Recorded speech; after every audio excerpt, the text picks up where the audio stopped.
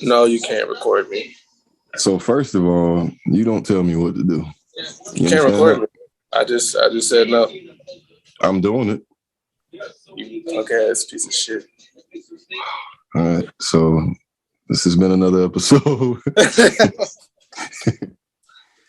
What's up, man? What is going on, bro? I ain't gonna lie, I just whooped like 5 old heads in pool, man. Feel good. Why are you stretching? It's pool. You got it.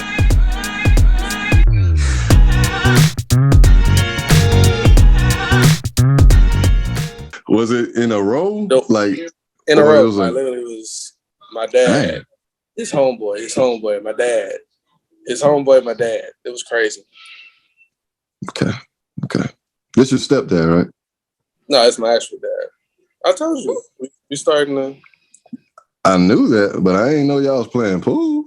Yeah, it's the first time. He usually just wants to go drink with me. So Gotcha. I've been there, man. I've been there. So you and your dad, y'all working it out. Yeah, nah, like, we cool. Like playing pool together, that's big. I've done that with my dad, but it's because he had a pool table at the house. I've never actually gone out with him anywhere. Yeah. But he's still around. I'm not gonna act like he ain't around. You know, my pops is cool, but I don't think we'll ever have that like hangout type relationship. Yeah. I mean, that's the only like my pops, honestly, he's still, you know what I'm saying? He still likes hanging out. You know, different strokes for different folks. You know how you are. Folks. You know, you like a certain kind of stroke and like that wasn't even natural. That was clearly intentional. Why? Where's John, man? I need my backup. Nah, he's gay too. He's gay too. But anyway, man, my pops, he is a lot like, you know how you like to go out and stuff like that? Mm-hmm. That's how he is still to this day, and he's 53. So he just likes being out and about, and I don't. That may be a big part of it, but at the same time, man, it's just, my pops is so, he not just old school, but he like super country, if that makes sense. But he in the city. From Bama, right? He's from Bama, yeah, but it's a place called Camden, Alabama. Wilcox County. It's in the middle of nowhere. It's actually close to Sumter County, where West Alabama is, where Tyreek Hill went. Yeah. It's like a county over from that, but it's in that area of Alabama where there's nothing. And so him being from that, being so old school, it's just everything is hard, like just tough, just everything. Like Kevin Hart, uncle. Like Kevin Hart. Dead serious. Like everything. Like I've never even seen him eat a slice of pie. Like he'll probably go lock himself away in the dark and eat it just to enjoy it, and he'll still be mean mugging while he's eating it. That's the type of toughness, right? Like just over masculine and what? That's how prison? He holding the bowl. Nobody's in it. But I'm embellishing a little bit, but nah, dead serious. My pops is just like everything's tough. And so when it comes to like father-son time, it's just not. It's like, all right, you in my vicinity. That's hanging out. That's us. That's what you get. And it's cool. You feel me? I'm glad he was the way he was. It made me tough. It made me a man. But I also got daughters. So it's a whole different relationship with my children versus his. Yep. So, you know, it is what it is. But it's dope that y'all working it out, man. Yeah. Speaking of working out, how are your kids doing, man? Not your biological, but just to be clear on the podcast. You're training kids and you're training kids in basketball and athletics and all that stuff, getting them right. How are they doing? Oh no, bro. Both of my kids, they had tournaments the past 2 weekends, and they've been killing it. I'm not gonna lie. I'm proud. I feel like a doggone dad right now. Okay. So, and then they've started texting me about things now. It's like, hey, so I know I did this move right here. Should I have done this move that you told me? I'm just like, oh. Okay, so they like literally aware of what you teaching them, going out there and using it, and they're like 12, 13? 12 and 13. That's a really good age, man, for development. Headed to high school. So this summer can kind of mold them into what they can be. So it's like, it's kind of exciting, you know? Yeah. That's what's up, man. I've always wanted to get into coaching, but bro, it takes so much time, dog. Like, yeah, you combine your love with the sport with your love for like developing people and the things that you wanted when you were a younger player. Like that would be dope to have somebody in your corner, literally showing you what's going on, weaknesses, strengths, and all that stuff. Yeah. The only difference with you is you're a registered pedophile and they don't know it yet. So look, this is my second episode. I'm sorry. It's my second episode, so you're not gonna get me like you got me last time. Don't worry, it's coming back. I swear I'm cutting that out. It's coming back. It's coming back. I can't help but to joke with you, bro. Look, bro, hold on, man. I got the mustache going. You can't say, bro. Come here, you can bro. You can only be a pedophile with no lip hair. Come here, bro. You know what the hell you saying? Reintroduce yourself. What are you doing right now? It's not me, bro. It's her. I'm not doing. By the way, has your TV volume always been on? Always loud? It's not even that it's loud. It's just I had no idea it was on. Yeah, it was on this whole time. You must see the Celtics getting their ass whipped. You know, I can talk shit because my team is. That's I was literally on the phone with Memph and Twan. Shout out Open Run Podcast. But I was just telling them, like, y'all so relaxed right now, just smiling from ear to ear because you get to watch the playoffs with no pressure, no nervousness, no stress. You just get to watch everybody else's team. And my team is the only one with a horse in the race. No pun intended. Hey, man. But anyway, so everybody get to pick on me. But on the other side of that, when the Celtics do win, I get to, get all the y'all don't call me when we win. But it's all good. You know what I'm saying? I don't call you at all. Fuck me.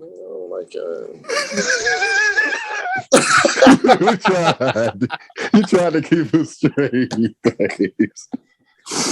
But yeah, man, it was a tough game today. After that first half, I was like, all right, like, no Horford, no Smart. They punched him in the mouth. Let's see what's going on. And then the third quarter happened. And they never bounced back, bro. It was so I think they scored 39 points in the third quarter. It was so bad that the Celtics won every quarter but the third quarter and lost the game. They won 3 quarters out of 4 and lost. That's how big the deficit was.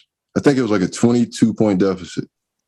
So I'm gonna tell you exactly where y'all went wrong tonight. Okay. Grant Williams was mic'd up for y'all. Man. Just did you I love basketball, man. I don't hate anybody. But you can tell when a certain person is like trying to gather the troops. And they're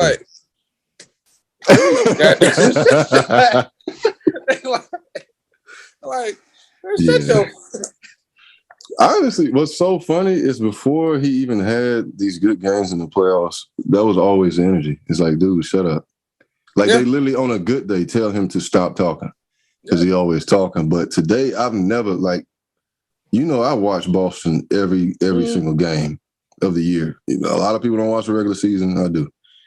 I've never seen Grant Williams talking like that. So that's when I knew it was over. When they showed that during the third and he was yelling and I was like, yeah, this ain't it. This game. Somebody might, I don't know who. Marcus Smart probably don't like to see doing this. Somebody gonna smack him up though. Hey, man. I don't know about smack him up, but somebody gonna tell him to shut up. Because I love Grant. He plays hard. Listen, the thing is, you have to agree that he plays hard. He does. He plays very, very hard. He's a team guy. Wrong energy tonight. I didn't like what I saw. I've never been on a team. We both played basketball. You played a little bit longer than me, but I've never been on a team where role players are yelling and it works. I've never honestly, I've never been on a team where leaders are yelling and it works. the whole yelling thing is not that players are sensitive. It's just it doesn't get anywhere. If you're already frustrated, the last thing you want is your homeboy yelling at you. And What you want is him to come to you like, hey, all this stuff going on, this ain't us. Let's fix this. Let's lock in. I got you. That's what you need. You need that type. It may not be verbatim, but that's what you need, bro. I feel like as a leader, you know what I'm saying, you got to know how to push the right buttons for, your troops. 100%. Like, that's true. Just some players respond to you like yelling, you know what I'm saying? Like, bro, get your stuff together, you know what I'm saying? Other players, you got to pull them to the side, be a little bit more like, hey man, you know what I'm saying? Come on. Like, I'm with you. Yeah. I'm with you. Come on, let's keep going. As a leader, it's like you gotta have that. And I feel like Marcus Smart and Al Horford are y'all leaders, pretty much. Of course. And they didn't play tonight. And I think that was when I saw that happen, I could have put probably 500 down on Miami or whatever. Because I felt like y'all would come out and play inspired the way y'all did a little bit.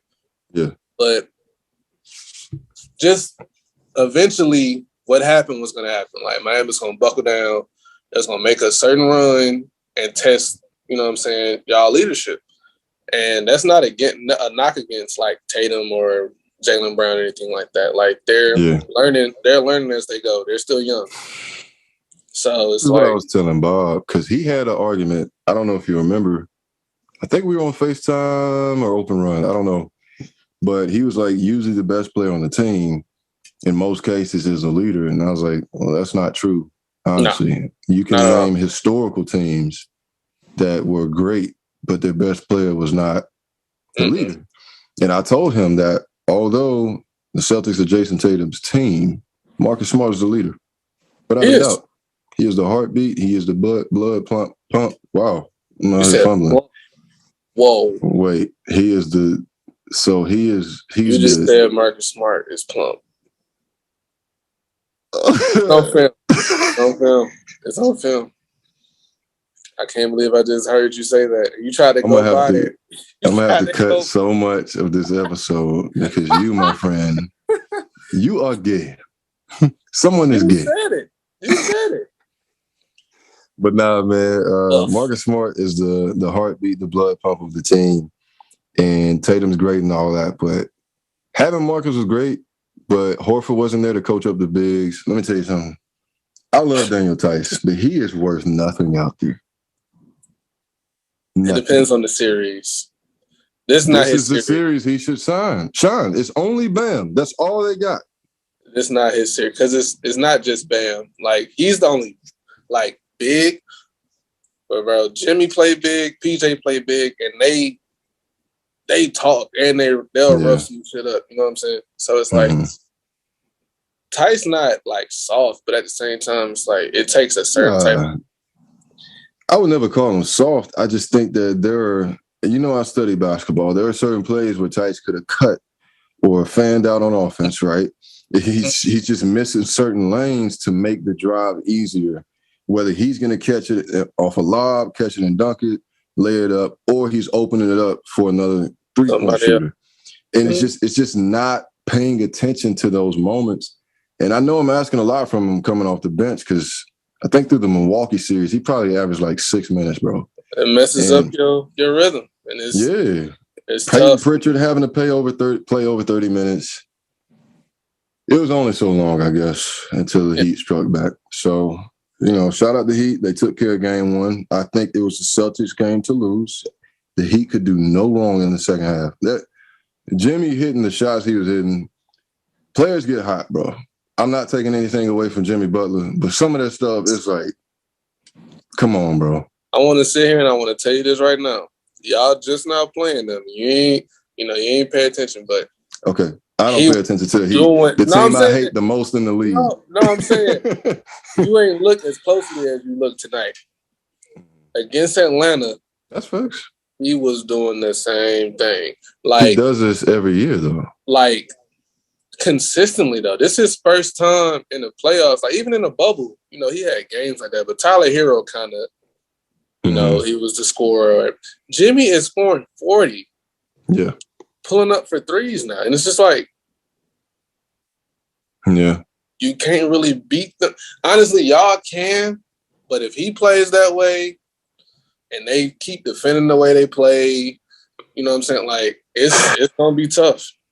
This is my thing. Even this is the Giannis thing too. Even with Jimmy scoring 40, I still think the Celtics win. He can score 40 every game.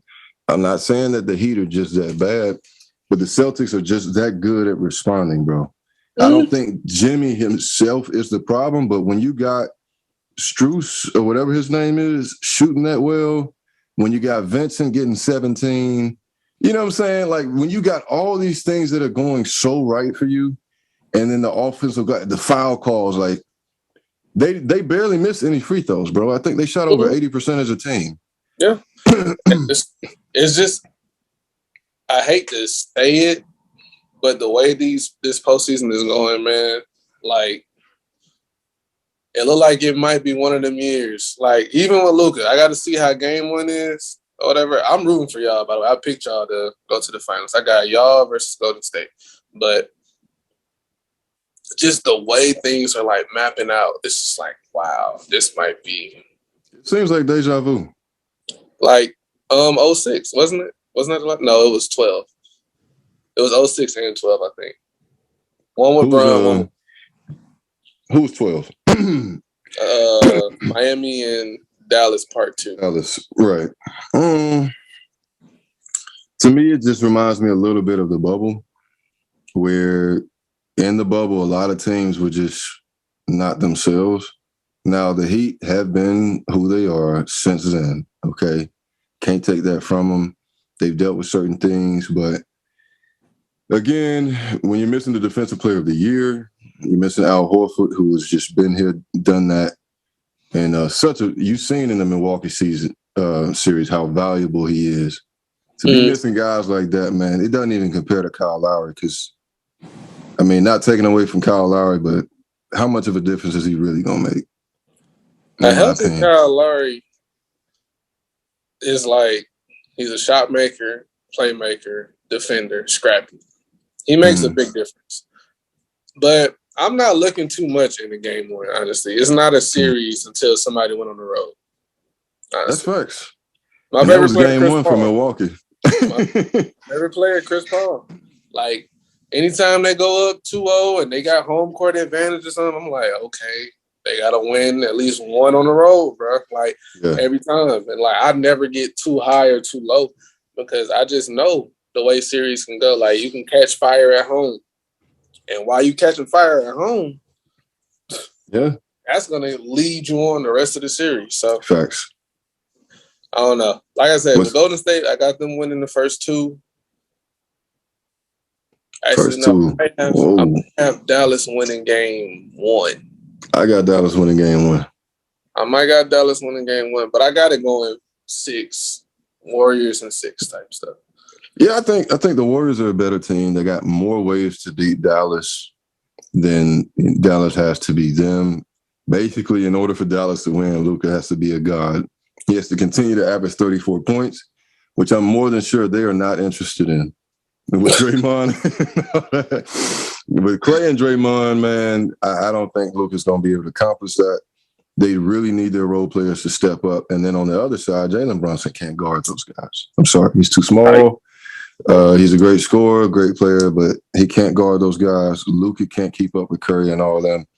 They're going to have to do some fantastic team defense. But the Suns, as great as they were as a squad overall, they didn't have enough.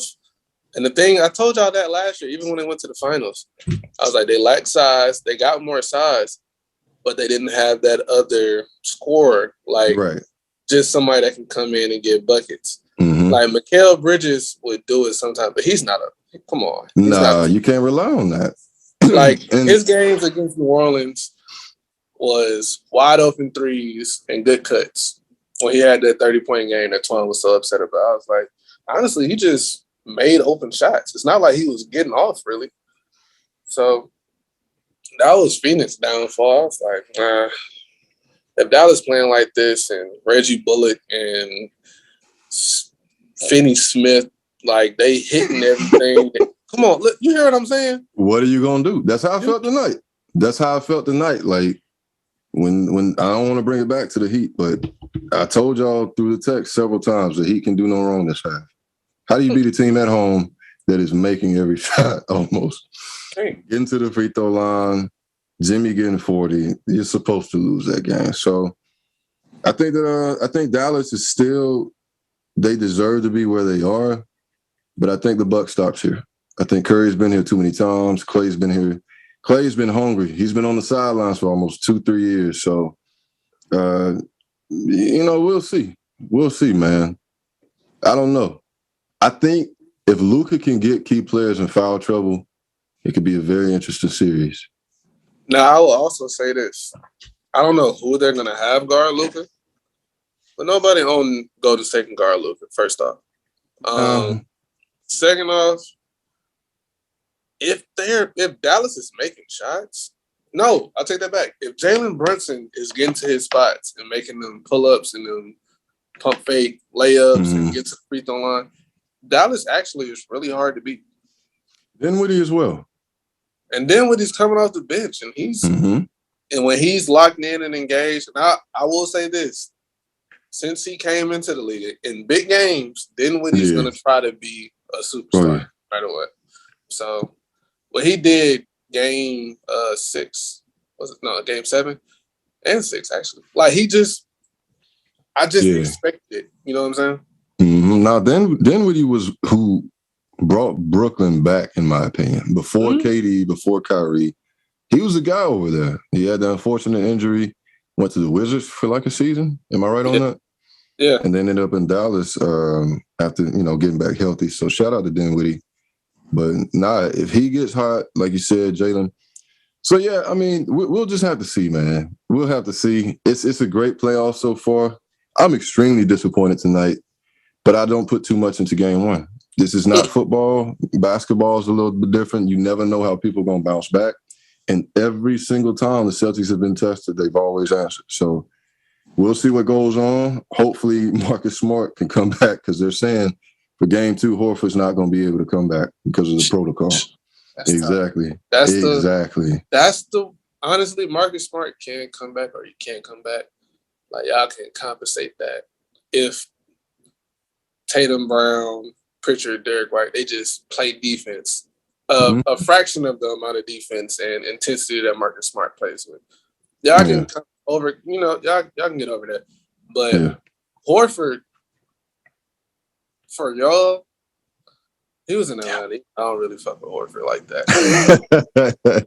But for y'all, he's the engine in the middle pretty much. He's getting the tough rebounds. He's making blocks. He's doing everything he should have did in Atlanta. Was getting swept by Bron every time we played him. His best player was Joe Johnson. Relax. I don't give a damn. What was y'all supposed to do, bro? We were supposed to win at least 2 games against Bron. Like, we got swept consistently by Bron. Your best player was Joe Johnson. He saw us and he was like, okay, Horace. Bron was a freaking monster. I feel like I can't wait till they do like his documentary, all that stuff. But anyway, that's for the generation coming up. But now, man, we'll see what happens in the playoffs. Like I said, I'm just very disappointed. I just knew Boston would take game 1. But as the day progressed, hearing who was not going to play is like, oh, all right. So we'll see what happens with Dallas. We'll see what happens with Golden State. I'm rooting for Dallas. I would love to see Dallas and the Celtics in the finals. Y'all think that's because I'm afraid of Golden State? I actually think that matchup-wise, the Celtics have a better chance against Golden State than Dallas. It sounds crazy, but trust me on that. Matchup-wise, I think Dallas is a better – Dallas whooped the Celtics this year. Almost every time they lined up. I think it's about even because neither one – what gives Golden State the most problems is bigs that can score. Mm-hmm. So it's like neither one of them have bigs. So y'all are good, honestly, against either one of them. The only difference with Golden State is Curry. we can't do nothing with that. That man. Hey, but who guarding Tatum? Who guarding Tatum? Nobody. But exactly. Tatum's not hitting 10 threes. He get 6, 7. Yeah. Curry gonna give them to you at the 3-point line though. That's 30. And Yeah. then Clay's right behind him. He might have 6 or 7. Like Jordan Poole. He gonna cook. I don't know. I feel like I want Boston to win this year. You know what I'm saying? Just because like I mess with JB and I feel like if he finally get a ring, he'll come to Atlanta. What? JB was selling until the fourth quarter. It was too late at that point, but I don't know what's going on with him. But I was texting him. He told me he was trying to be in Atlanta, so he was just seeing what Tatum was going to do because Tatum's the guy better than everybody in the world. And nobody's better than Tatum. So just okay. So you got the I wanted to. So you got the athletic training going on. What else you into, man? Don't say men. Do not say men. Everybody that's watching knows that already. I wasn't gonna say that. What you talking about? Because we know you're into men. Nah, I love pool, man. I love reading. I love my woman. No. Okay. You hear that? What?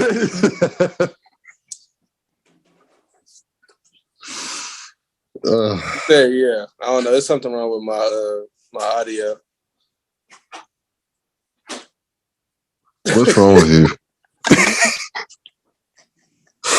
Nah, man. I'm saying financially, like you're an entrepreneur, right? You got a couple of things going on. But you've got the athletic training. Are you promoting as well? You still doing that? I was just promoting. I'm trying to find another venue. Okay. I'm really well versed in brunch. So it's like I'm trying to take that and make that into something as well. Okay. It's about having the right establishment and the right setting. I'm in Atlanta, so there's places like that everywhere, but I want to be like more so classy than this regular Atlanta turn up type stuff. Like I want it to be kind of like a networking event too. Like you come here, you'll meet this kind of person. Now your business is intertwined with their business, and it keeps growing. So you can make a killing off that, and that's a big business, or not a big business in terms of America or the world, but a big business to be in for an up and coming entrepreneur. Me and Q, you know this already, but we actually have a venue out here that's not quite open yet. We haven't released any videos. I'm still editing stuff there. But we're very excited, man. We should be done by the end of the month and ready to go.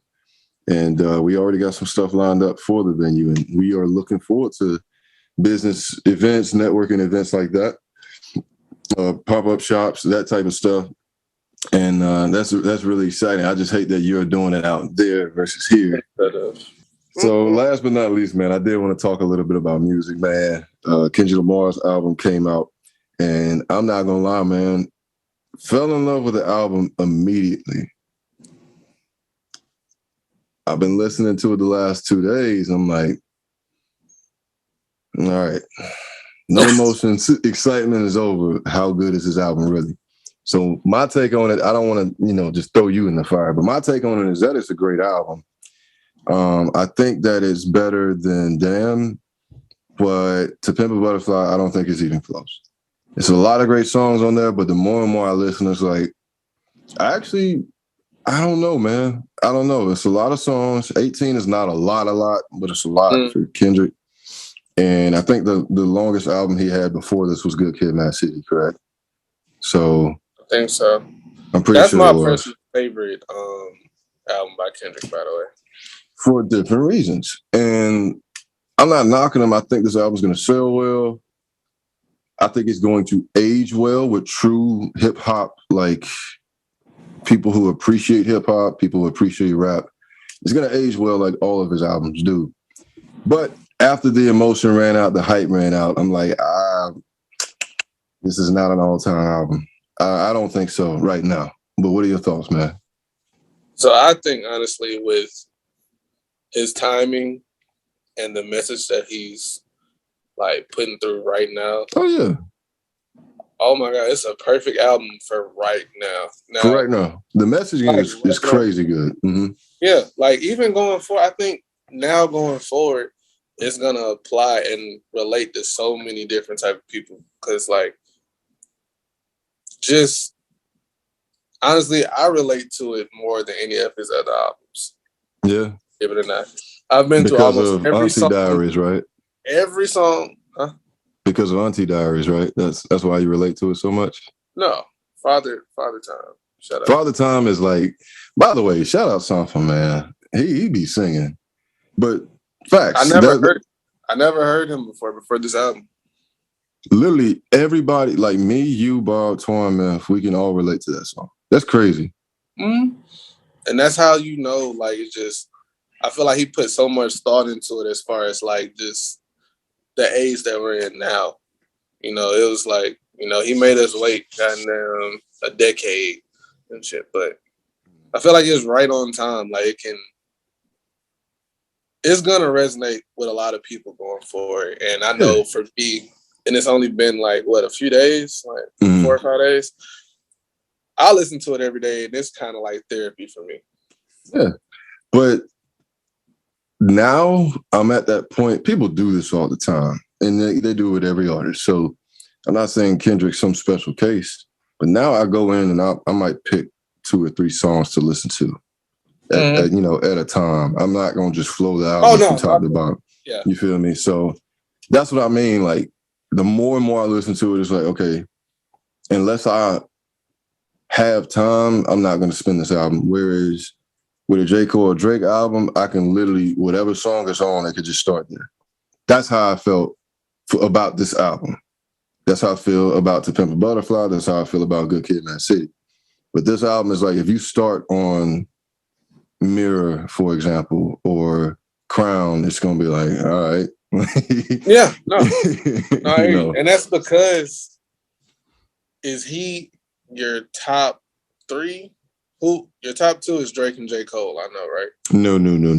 J. Cole's at the top. Cole, I'm saying not in the Kendrick, order, but those 2. Oh yeah. That 3 right there in terms of who makes music to me the best quality put out. Yeah, those 3 right now. So it's like, I feel like you like Drake more than, maybe not J. Cole, but I feel like you like Drake more than Kendrick. Only because Drake has been more active than Kendrick for so long. I think Drake's a terrible. I don't know him, but his messages, yeah, bro, he's awful. Yeah, it's toxic, man. But like, I'll give another example. Like, you know, I like Big Sean, Kendrick, J. Cole, Nipsey. You know, I listen to stuff like that. But an album that I played for like a year straight was Roddy Ricch. Really? His album, which one was it? Antisocial? Let me check. Please excuse me to be antisocial or something like that. Yeah. In the box and all that stuff. Right. Like, I kid you not. It depends on the music. Like, I don't know. For me, that album had me like, I was literally just getting in the car, shuffle. Yeah, that was a good album. But I didn't want to bring up. Now, Roddy ain't just out here just talking about anything, okay? No. So I'm not going to put him in that group of rappers. He's not in that. Nah, but at the same time, someone would say that, oh, it's because he got bangers and a bunch of 808s and all this other stuff. They'll challenge you in that way, even though Kendrick did use 808s on a lot of his songs. I think that when we look at, like, if Twan was on this call, I think that when we look at Kendrick and we know that he's an intellectual rapper, he's a conscious rapper, I think we give him extra points for that. Yeah. When, to me, making a record is an art itself. What you're talking about means a lot to me. But there are a lot of people that put out their message in a different way. They relate to people in a different way. And they don't have to be as lyrically blessed. Yeah. I.e. 2 Chainz, i.e. Drake. Not that Drake can't spit, but you feel me? You know what I'm saying? Like, Kendrick, in my opinion, I've told y'all this for years. He's more like an Andre 3000, where he's just very creative, He's his own person. There will never be another him. He knows how to use his voice different. He has different characters within himself. It's amazing. It's dope. Shout out to Gemini and Kendrick being a Gemini. It's just it all matches up for me. But then you have Cole, who's more like Nas, who's just so real, and just so straightforward that I relate so much more to that side of music, to guys that just throw it out there. Like J. Cole, when he was going through college, he was rapping about going through college and Pell checks and dorm rooms and girls, like all the things we were worried about at that time. When he graduated, it's like, all right, I'm out here. You know what I'm saying? This is going on in jobs and people and neighbors. And so he's just taking us through each phase of life, through fatherhood, through being faithful to a woman. And it's just out there. And so they talk about the same things, but in a much different way. Because Kendrick is so many layers deep and so vulnerable. It's almost like, sheesh, man. All right, I'm going to the grocery store, man. Right. That's the point. That is the point. Because if you get in the car on the way to work, you don't want to hear Crown, bro. I'm sorry. You don't want, that's too heavy. Yeah. It's too much going on. You can't not, like, it's like I said, everybody got different artists that they really mess with for different reasons. Like, it's artists for occasions. Like I said, Kendrick, if I'm just chilling or whatever, I'll play this album like all day, honestly. And I've been doing it. But aside from just chilling, like if I'm doing anything else, it's like I'm so diverse. It's like it depends on my mood. Facts, but I could be going to a child's birthday party. Let me change that. I could be going. I'm just saying I got children. I've been to children's birthday parties. Oh, you didn't say your child. Just me? Just said you going to random child's birthday party. Bro, you know I'm there, bro. I had no idea why you were there. I don't know. Okay. It's just me in the car. Hey. Forrest? Man, I could be headed to like my job or something, and I can listen to Nas, Life's a B, or I could be listening to Biggie, Suicidal Thoughts. Both records are like, in a sense, lyrically, they're not necessarily negative, but it's like that other side of life. It's like, man, this is deep. It's a lot of thought into it, but the tone is way different than You, for example, from Kendrick Lamar. Like, if you remember that from To Pimp a Butterfly, it's like, Jesus, man. I need to be home thinking about some stuff. Right. It's just a lot. It's a lot, bro. So, but again, one of the most gifted artists of all time. I like the album. Go ahead. What does your shirt say? What does it say? Mustaches are for boys. Beards are for men. I didn't wear this on purpose. I didn't wear this. This was not intentional, bro. Okay. All right. My aunt made this, by the way. Shout out to my aunt. Her name is Lakeisha Graham, and she has a brand called LDGD. She makes shirts and purses and bags and all types of designs. I'm gonna get her to make me and my wife a couple of hats for our company. So very satisfied with her product. Shout out to my auntie. Does she have that same shirt in reverse that I can wear next time I come on here? We can make that happen, but it'll be a lie. I met a 16-year-old the other day. I met a 16-year-old the other day who had a full beard. I was like, man, Demarcus wish he had that. I don't. Because I remember what you told me about that night when you first grew your beard. This episode's over. The man that you was with, they got caught in your beard. Oh, my God. You know what, man? But nah, bro. We got to get you on more. We got to get you on the episodes more. But you also have to stop being so busy, bro.